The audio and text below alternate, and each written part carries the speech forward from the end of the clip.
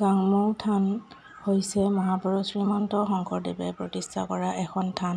মহাপুৰুষ শংকৰদেৱৰ তীৰ্থভ্ৰমণৰ সময়ত অসমৰ বিভিন্ন ঠাইত থাকি বৈষ্ণৱ ধৰ্ম প্ৰচাৰ কৰিছিল।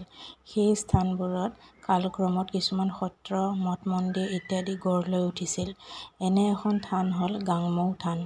এই থান অসমৰ শোণিতপুৰ জিলাৰ বিহালীৰ বৰগাং আৰু ব্ৰহ্মপুত্ৰ নদীৰ সংগমস্থলীত অৱস্থিত। শংকৰদেৱ গাংমৌ থানলৈ প্ৰকৃততে কিমান চনত আহিছিল সেই বিষয়ে কোনো তথ্য পোৱা নাযায়। বৰদোৱা গুৰুচৰিতৰ মতে তেওঁ আনুমানিক ১৪৩৮ শক অৰ্থাৎ ১৫১৬ চনত গাংমৌ থানলৈ আহিছিল। চৰিত পুথিসমূহত শংকৰদেৱ গাংমৌলৈ কিয় আহিছিল তাৰ বিষয়ে কিছু কথা উল্লেখ আছে। শিৰোমণি ভূঞা হোৱাৰ পাছত শংকৰদেৱে কিছুদিনৰ বাবে তীৰ্থভ্ৰমণ কৰাৰ সিদ্ধান্ত লৈছিল। সেইকেইদিনৰ বাবে তেওঁ শিৰোমণি ভূঞাৰ বাপ পিতামহ জয়ন্তৰ হাতত দি থৈ গৈছিল। তীৰ্থযাত্ৰাৰ পৰা ঘূৰি আহি তেওঁৰ মন ৰাজ্য চৰ্চাতকৈ ধৰ্ম চৰ্চাতহে মনোযোগ দিছিল।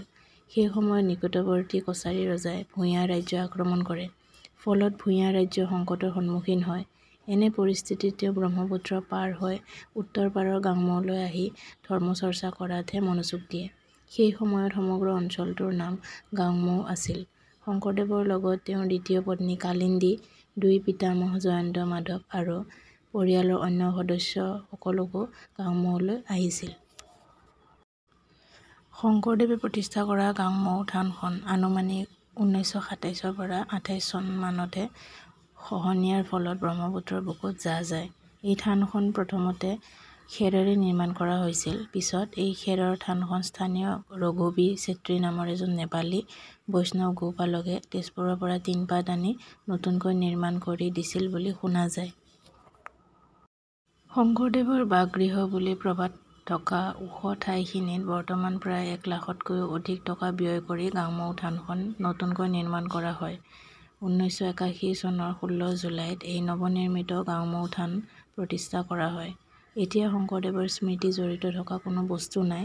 স্থানীয়ভাৱে পোৱা এটা শিলৰ মূৰ্তিকে শংকৰদেৱৰ সময়ৰ বুলি ভাবি ৰাইজে ইয়াত সংৰক্ষণ কৰি ৰাখিছে।